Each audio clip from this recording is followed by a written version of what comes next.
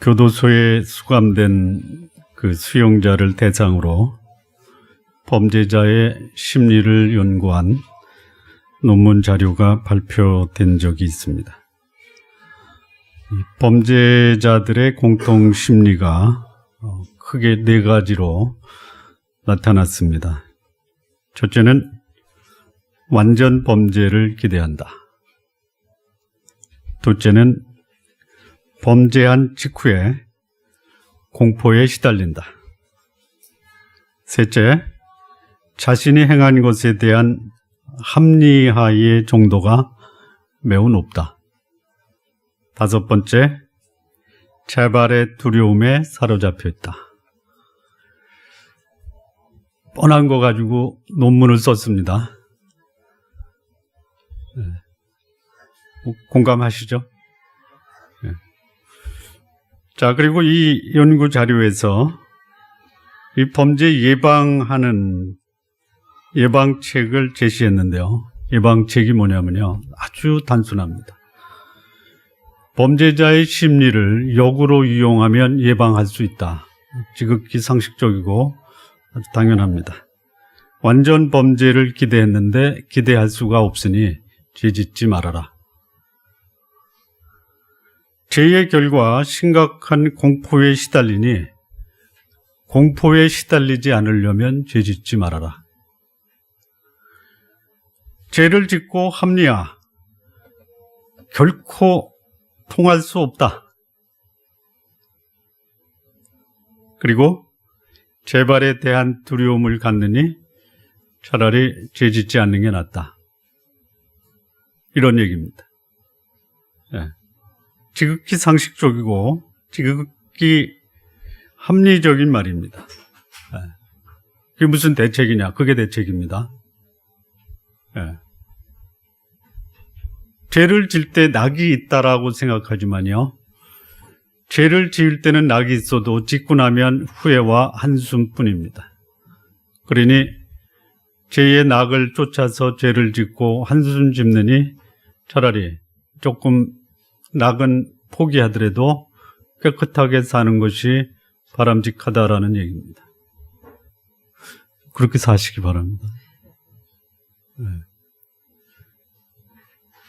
죄를 지으면 뭔가 주어지는 낙이 있을 것이다 라고 기대하지 마십시오. 그거는 죄를 짓기 전에 갖는 사단의 속임수지 죄가 우리에게 낙을 줄 수가 없습니다. 불편하더라도 깨끗하게 사십시오. 오늘 이 본문은 하나님의 말씀에 불순종하고 범죄한 아담과 하와에게 일어난 아주 특별한 변화가 기록이 되어 있습니다. 죄를 안 짓다가 지면요, 아주 특별한 경험을 하게 됩니다. 그런 경험은 안 해도 됩니다. 그리고 하나님께서 이들을 회복시키는 모습이 본문에 기록이 되어 있습니다. 순수하고 친밀했던 관계를 깨는 것은 죄입니다. 불순종입니다. 이 불순종하는 이유가 뭐냐? 거의 자신의 이기심입니다. 또는 자신의 자존심을 세우겠다라고 하는 것이 자신 위에 세워진 권위에 도전하고, 그리고 도전함으로 인해서 자신의 존재 가치가 무너지는 결과를 맞게 되는 겁니다. 기꺼이 순종해야 할 대상에게 불순종하는 것은 자신의 인생을 오히려 망칠 수 있다는 것 기억하시기 바랍니다. 하나님이 주시는 은혜 속에서 살아야 되는 인간이 하나님과 같이 되려고 시도했다가 오히려 하나님을 반역하고 대적하고 그리고 인생을 망치는 결과를 맞게 되었습니다. 자, 이 죄인된 인간, 최초의 인간 아담과 해와가 하나님께 불순종하고 그들이 겪었던 특별한 경험은 무엇이고 하나님은 이들을 어떻게 회복시키셨는가? 이 불순종이라는 행위는요, 단순히 명령을 어기다 이거보다 훨씬 그 의미가 강합니다. 불순종이라는 의미는 명하는 사람과 대등한 관계로 서겠다라는 의미입니다. 다시 말하면 명령을 지킬 필요가 없고 명령하는 사람과 맞서겠다라고 하는 것이 불순종입니다. 사단은 인간으로 하여금 하나님과 맞서게 했습니다. 맞서게 한 것을 더 지나치게 인간에게 사단은 강요한 것이 뭐냐면 하나님을 대적하라, 하나님을 반역하라 이렇게 만들었습니다. 그런데 여러분, 사단의 속임수에 넘어가지 마십시오. 인간은 하나님과 맞설 수가 없습니다. 끄떡끄떡 좀 해주세요.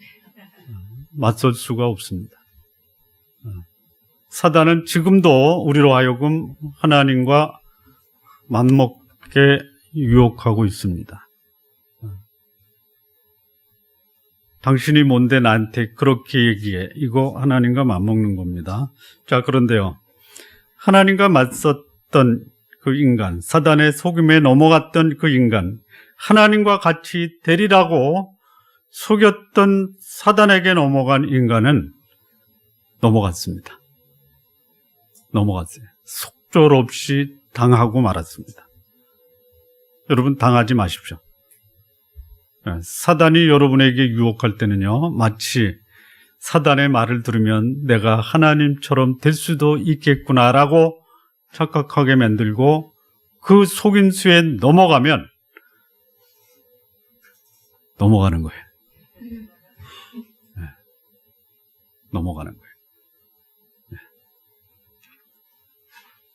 불순종한 인간은 하나님과 같이 되리라는 기대와는 전혀 달리 죄인으로 전락했습니다. 범죄한 자로서 아주 초라한 모습으로 완전히 변화되고 말았어요. 당당하게 하나님과 맞서려고 했던 인간, 하나님과 맞섬으로 그들은 완전히 초라한 인간, 두 눈 뜨고 봐줄 수 없는 존재로 전락하고 말았습니다. 여러분, 두 눈 뜨고 보지 못하다 수화로 어떻게 하는지 아십니까? 몰라요. 이겁니다. 웃어주셔야지.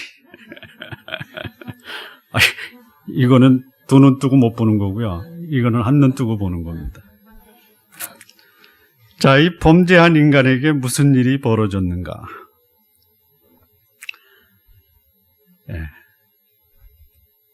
완전 범죄를 꾀했습니다. 그리고 완전 범죄였습니다. 왜?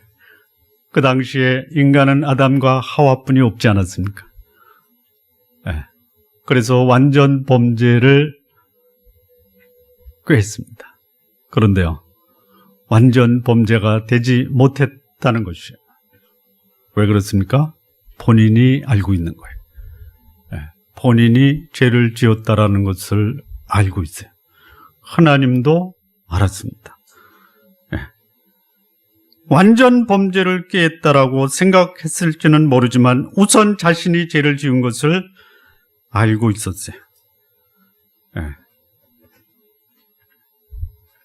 자신이 죄를 지었다라는 것이 옳지 않았다라는 것을 알았다라는 것이, 자신도 알고 하나님도 알게 된 범죄, 지금까지 아담과 하와가 겪지 못했던 특별한 경험을 합니다. 그 특별한 경험이 뭐냐? 첫째는 7절과 8절의 말씀에 나옵니다.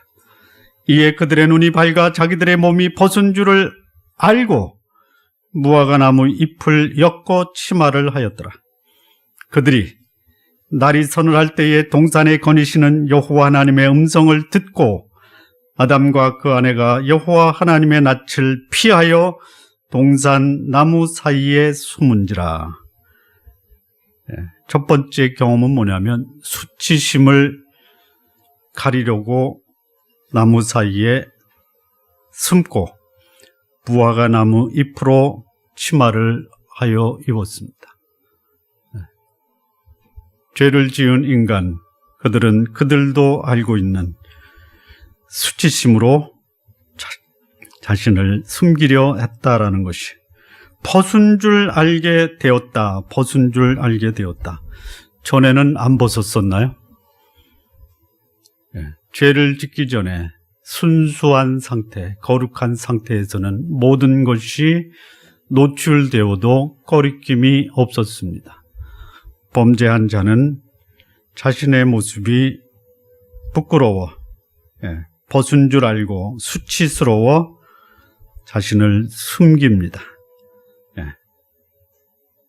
불순종한 결과 아담과 하와는 자신들이 한 일이 드러내기에는 안 되겠다라는 것이, 자신이 지은 죄로 인해서 수치심을 느끼게 된 것입니다. 우리는 경험적으로 알고 있습니다. 죄를 짓고 나면 감추려고 한다라는 것. 누가 알게배. 수치심을 가진 사람들의 심리가 자신을 숨긴다라는 것이, 당당하지 못하고 위축된 감정을 가지고 있다라는 것이 수치스럽다라는 것입니다. 감추고 싶은 잘못이 있는 사람들 앞에 공개적으로 나서지 못하는 것이, 아담은 하나님 앞에 당당하게 나설 수가 없었습니다. 평상시 같으면요, 하나님이 찾아오시면 기쁨과 즐거움으로 하나님을 맞았던 아담입니다. 그런데 그 하나님이 자신을 찾아왔을 때 아담과 하와는 하나님의 낯을 피하였다라고 합니다. 죄를 지은 자신의 모습이 하나님 앞에 보이기에 수치스러웠던 것입니다. 그래서 선택할 수 있던 최선의 행동은 현실을 도피하는 것입니다. 성도 여러분, 갑자기 이 거룩한 교제권에서 사라지는 사람들, 그들을 보면 어떤 생각이 드십니까? 1번, 기도하러 기도원에 갔다. 2번, 감추고 싶은 것이 있어서 잠수했다. 둘 다. 감추고 싶은 것이 있으면요, 기도하러 기도원에 가시기 바랍니다. 죄를 짓는 것, 수치스러운 것입니다. 죄 짓지 마시기 바랍니다. 연구 결과를 얘기하는 겁니다. 자, 두 번째입니다. 불순종한 아담에게 찾아온 특별한 경험이 뭐냐? 10절입니다. 10절.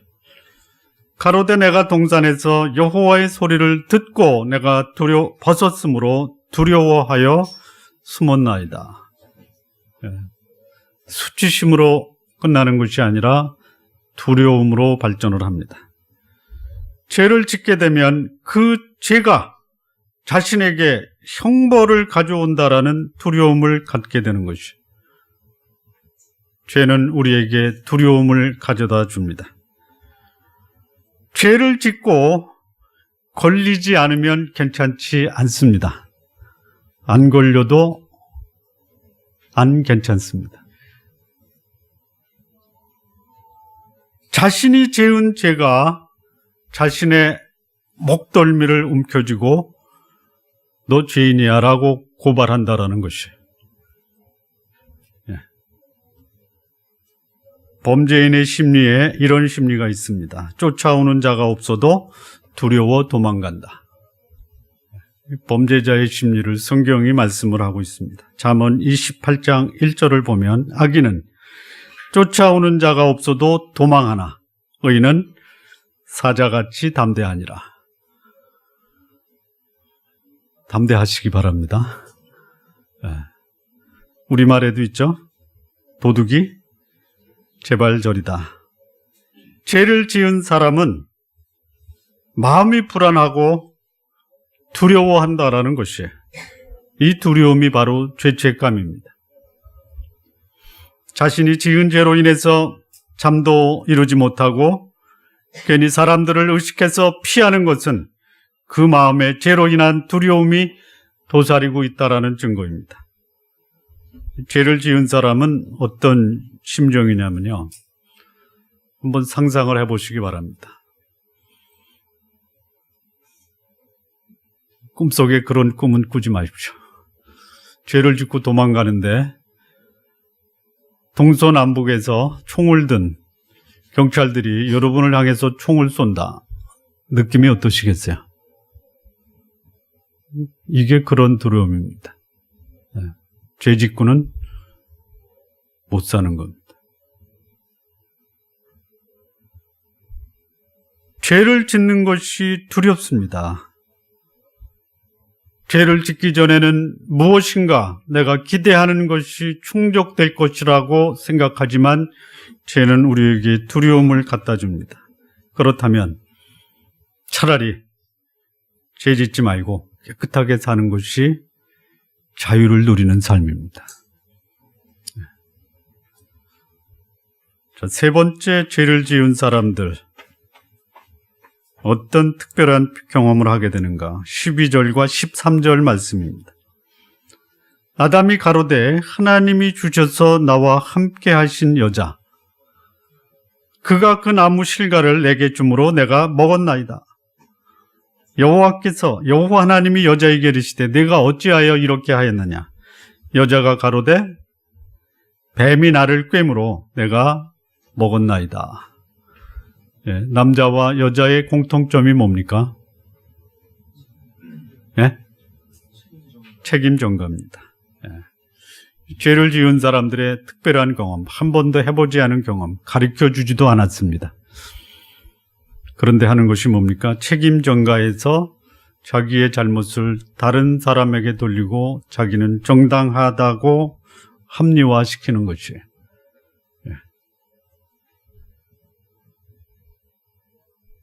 죄를 지은 범죄자의 심리가 자신의 범죄를 누군가의 잘못으로 책임을 전가하는 것이죠. 나는 잘못하지 않았다. 나는 정당하다. 어쩔 수 없었다. 그러니 어쩔 수 없는 것은 좀 봐달라 이런 소리입니다. 인정하면은 자신이 지은 죄에 대한 대가를 자신이 다 지불해야 돼요.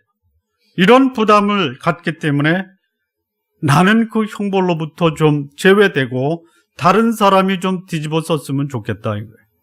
네. 그렇습니다. 특히요. 가진 사람, 높은 사람들이 그렇게 잘한다고 그래요. 네. 진짜 그러더라고요. 어떤 분이 자기가 큰일 났대요. 그래서 왜 그러냐 그랬더니 뒤집어 써야 될 것 같대요. 뭘? 그 죄를 지은 사람은 큰일을 할 거니까 누군가가 희생양이 돼야 되는데 네가 됐으면 좋겠다라고 얘기하더래요. 그래서 뒤집어 쓰지 말고 알고 있는 대로 다 그냥 다 불어라 불어.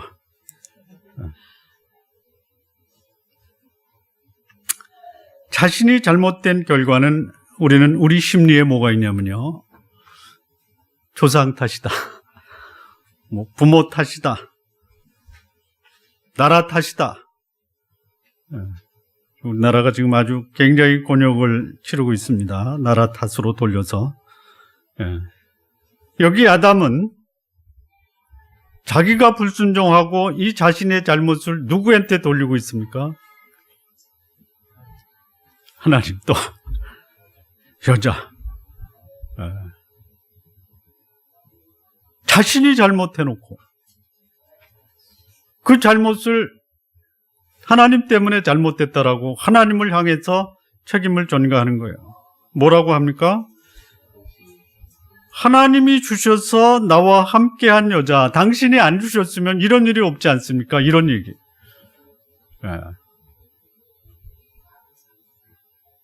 여러분 웃지 말고 내 얘기네 이렇게 하시고 가슴을 치셔야 됩니다.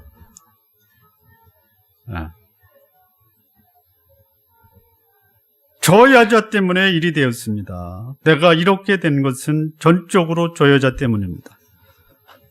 인간의 죄는요, 내가 지은 죄는 저 사람 때문이 아닙니다. 그리고 나의 잘못을 다른 사람에게 전가한다고 해서 그것이 정당화될 수도 없습니다. 죄를 지은 인간의 모습, 이 회복을 위한 시도가 있어야 돼. 다른 사람에게 전가하면요, 요거 이중범죄입니다. 그 죄를 짓고 하나님이 찾아오면요, 회복을 위해서 찾아오시는데 오히려 죄를 가중시키고 있어요. 그리고 더 이상 회복될 수 없는 상태로 추락하고 나서야 비로소 잘못됐구나, 큰일 났구나라고 후회하는 경우가 많아요. 아담이 그랬습니다. 책임을 전가하는 사람은 결국 자신을 가장 비참한 상태로 몰고 가는 것이에요. 책임을 전가하는 사람, 먼저 지은 죄에 또 다른 죄를 추가하는 가중 처벌을 피할 수가 없습니다. 우리 성도 여러분, 책임 전가하는 거, 요거 먼저 지은 죄에 또 다른 죄를 가중시키고 더욱 파멸의 길로 가는 것이니, 이 죄가 드러나면은 죄를 인정하고 자수하여 광명 찾으시기 바랍니다. 이번 주에 한번 적용해 보십시오. 그냥 하나만 하십시오. 다른 사람의 잘못을 나한테 뒤집어 쓰면 내가 차라리 뒤집어 쓰겠다. 안 되죠? 자, 이런 인간을 위해서 하나님이 찾아오셨습니다.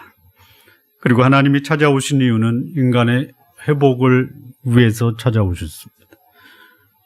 어떤 형태든 우리가 잘못돼도 하나님이 찾아오실 때는 회복을 위해서 오십니다. 회복을 위해서 오십니다. 지적하고 정죄하고 형벌을 주기 위해서 하나님이 찾아오시는 것이 아닙니다. 하나님이 찾아오시면요, 여러분, 잘못도 안 한 사람 만나달라고 해도 안 만나주는 사람이 있는데요, 하나님이 찾아오시는 것은요, 아무리 잘못하고 형벌을 받기에 마땅해도 하나님이 찾아오시는 이유는 근본적으로 회복을 위해서 찾아오시는 겁니다. 9절 말씀을 보면요, 여호와 하나님이 아담을 부르시며 그에게 이르시되 내가 어디 있느냐. 죄를 지은 인간 숨어버립니다. 자신을 찾는 하나님 앞에는 물론 자신에게도 부끄러워 감추고 숨고 피해버린 것이에요. 아담이 고작 하나님 앞에서 자신을 피할 수 있는 부분은 어디에 지나지 않습니까? 어느 부분만 아담이 하나님의 부르심 앞에서 자신을 숨겼다라고 생각하십니까? 어디라고 생각하세요? 전신을 숨겼다고 생각하십니까? 고작 머리만 숨겼다고 생각하십니까? 머리만 숨겼습니다. 어떻게 알아요? 아담아 어디 있느냐? 아담아가 뭔지 아시죠? 모르시는구나.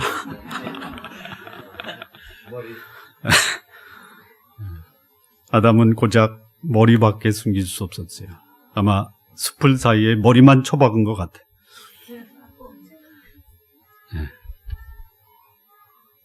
자신을 숨겼던 인간을 찾아오신 거예요. 하나님이 인간을 찾는 이유는 재앙이나 형벌이 아닙니다. 치유와 회복을 위해서 찾아오신 거예요. 너희를 향한 나의 생각은 재앙이 아니라 평안이요 장래 너희에게 소망을 주려는 생각이다라는 것이요. 하나님이 찾아오실 때 그분 앞에 송구스러우면요, 송구스러운 대로 나가십시오. 그분이 회복시켜 주실 것입니다. 인간을 찾아오신 하나님을 향해서 변명하거나 책임 전가하지 마십시오. 하나님은 인간에게 기회를 주시는 겁니다. 우리가 형벌을 받는 죄를 지었다 하더라도 하나님은 그 죄로 인해서 형벌을 주시는 것이 아니라 회복시키시기를 원하신다라는 것이. 그런데 회복시키러 오신 이 하나님을 최초의 인간 아담은 가르쳐 주지도 않았는데, 변명하고 책임 전가하면 자기 죄가 해결될 것으로 알고 오히려 죄를 가중시키는 결과를 가져온 것이, 하나님이 우리를 찾아오실 때 변명하지 마십시오. 우리를 구원하시는 하나님을 영접하십시오. 예수 그리스도 그분이 우리의 죄를 위해서 해결하셨다고 우리에게 찾아오십니다. 그분을 거절하는 것이 오히려 더 수치스러운 것이죠. 하나님, 우리를 찾아오시는 그분을 받아들임으로 두려움에서 진정한 자유와 해방을 누리시기 바랍니다. 자, 두 번째, 하나님이 회복을 위해서 우리를 찾아오셨는데 그분이 하신 것이 뭐냐? 15절입니다.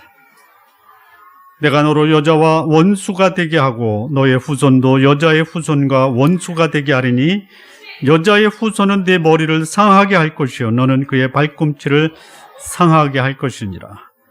여자의 후손, 예수 그리스도, 복음입니다. 예수 그리스도를 통해서 하나님은 인간의 죄를 해결하는 해결책을 제시하셨습니다. 하나님이 오셔서 아담과 하와를 유혹한 사단을 향해 복음을 선포하시고 사단의 패배를 선언하셨습니다. 여기 여자의 후손이 누구냐? 예수 그리스도입니다. 우리는 남자의 후손입니다. 하나님은 여자를 통해서 이 땅에 사람으로 오셨습니다. 그리고 예수 그리스도가 오셔서 사단의 머리를 상하게 할 것이다라고 말씀합니다. 예수께서 오셔서 인간의 죄를 구원하시려고 십자가에 달리실 때 사단은 승리의 함성을 외쳤습니다. 이제는 내가 이겼다. 하나님을 이겼다라고 사단은 승리의 함성을 외쳤습니다. 그러나 그것은 사단의 착각이었습니다. 사단이 한 것은 하나님의 아들 예수 그리스도 구원자 그분의 발꿈치만 상하게 한 것입니다.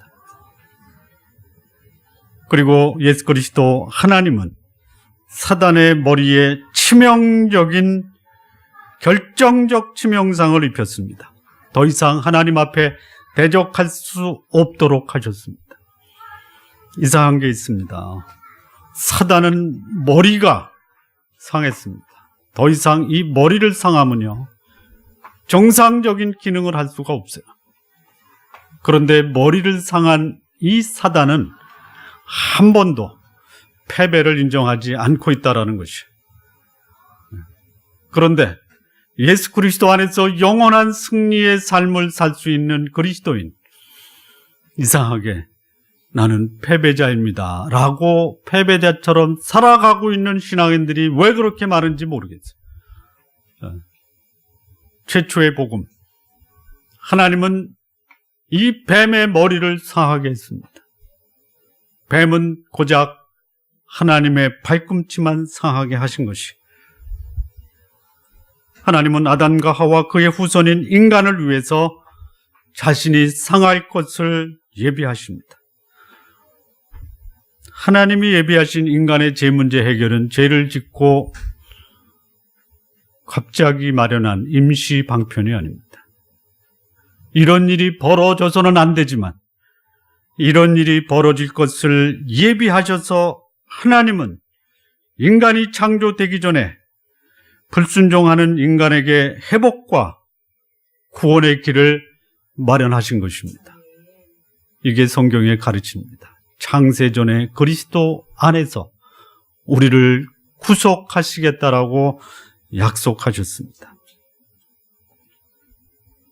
그리고 이 구원의 계획을 지금 이 창세기 3장 15절에서 인간이 범죄한 후에 하나님이 이를 선포하고 계신 것이, 하나님은 인간이 순종할 때뿐만이 아니라 범죄한 후에도 여전히 인간을 사랑하고 계십니다. 범죄한 인간은 수치스러웠고 도피했고 두려웠고 자기 합리화의 형벌에서 벗어날 수가 없었어요.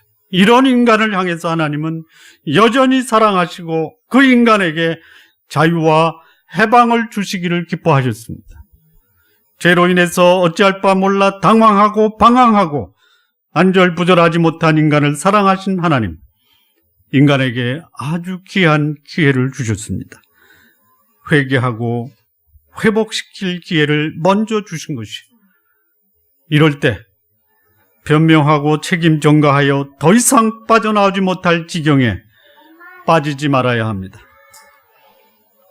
또한 더 이상 빠져나오지 못할 지경에 이른 인간을 위해서 하나님은 여전히 인간을 구원할 계획을 가동시키신 것이, 찾아오셔서 기회를 줬고 변명하고 책임 전가한 가중 죄를 지은 인간에게 하나님은 여전히 그들을 구원하실 계획을 가동시키신 것입니다.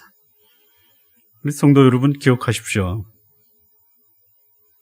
첫 번 지은 죄로 인해서 상실한 하나님과의 관계를 회복시키려고 오시는 하나님, 외면하고 거절하지 마십시오.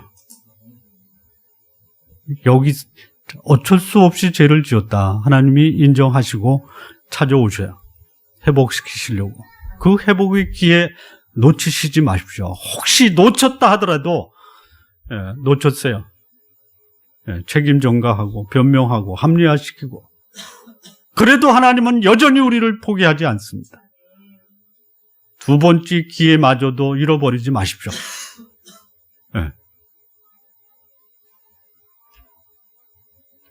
마무리 짓겠습니다. 사단이 우리에게 죄를 지으라고 유혹할 때 결코 혐오스럽거나 두려움을 주지 않습니다. 아주 매혹적으로 우리를 유혹합니다. 하지만 죄를 지은 다음에는, 일단 죄를 지으면요, 어떻게 하시는지 아시죠? 일단 죄를 지으면 사단은 죄를 지은 사람을 마치 자기 노예처럼 다룬다라는 것이, 정상적인 삶을 다 망쳐버리는 것이 죄입니다. 죄를 짓지 않고 정상적으로 지나면 평안할 수 있고 기쁨을 누릴 수 있고 자유를 누리는데, 죄를 지으면요, 다 뺏기는 것이, 죄는 살아있다라는 것이 수치스럽다라고 생각하게 만듭니다. 사람들을 피하게 만들어버립니다.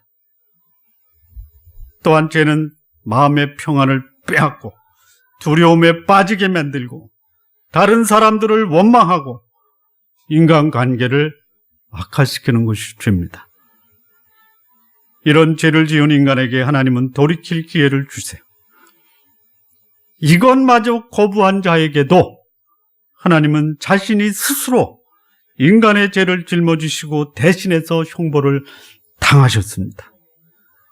그리고 죄와 죽음의 노예로 전락한 인간에게 이제라도 내게로 와서 영혼의 자유와 해방을 누리라고 초청하십니다.